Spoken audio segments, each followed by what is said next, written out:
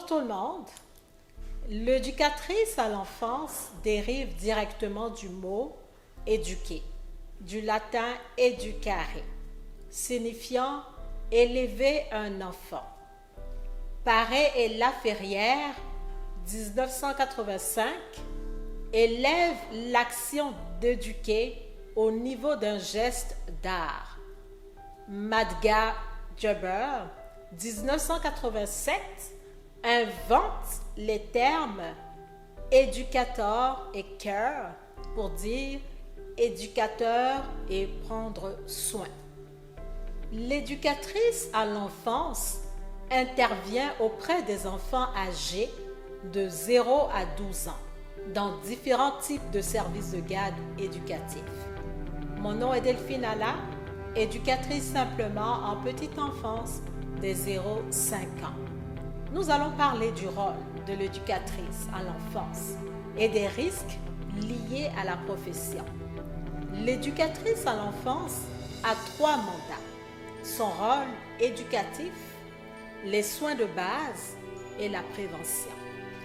La fonction principale de l'éducatrice à l'enfance consiste à créer un lien de vie propice au développement physique, psychomoteur, cognitif, langagier, socio-affectif et moral de l'enfant, en établissant avec celui-ci une relation significative sur le plan affectif.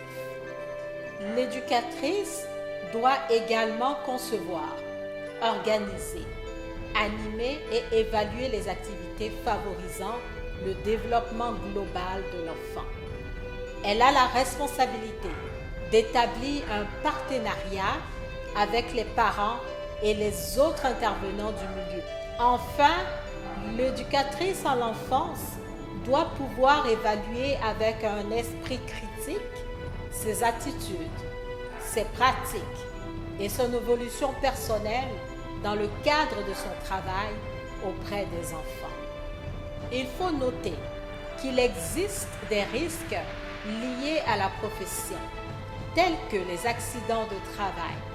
Exemple, les postures de travail contraignantes, comme la prise d'un enfant endormi étendu sur une couchette, les effets de manutention, les réactions du corps, telles que se pencher, se tourner, ainsi que les chutes demeurent les principaux genres d'accidents, provoquant principalement les entorses au dos et au cou. Il y a aussi des risques de contamination élevés.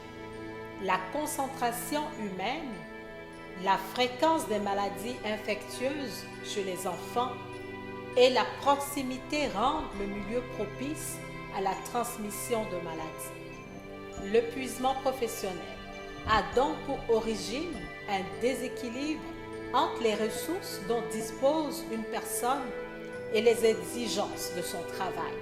Ce déséquilibre entraîne une baisse d'efficacité et l'apparition de certaines maladies physiques ou mentales, ou encore une empathie et une indifférence qui masquent une détresse intérieure.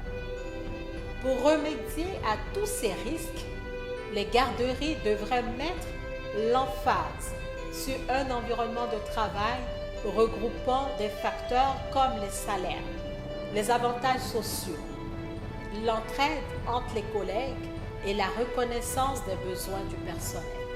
En conclusion, je dirais que l'éducatrice à l'enfance contribue à l'éducation des citoyens et des citoyennes ivoiriennes de demain.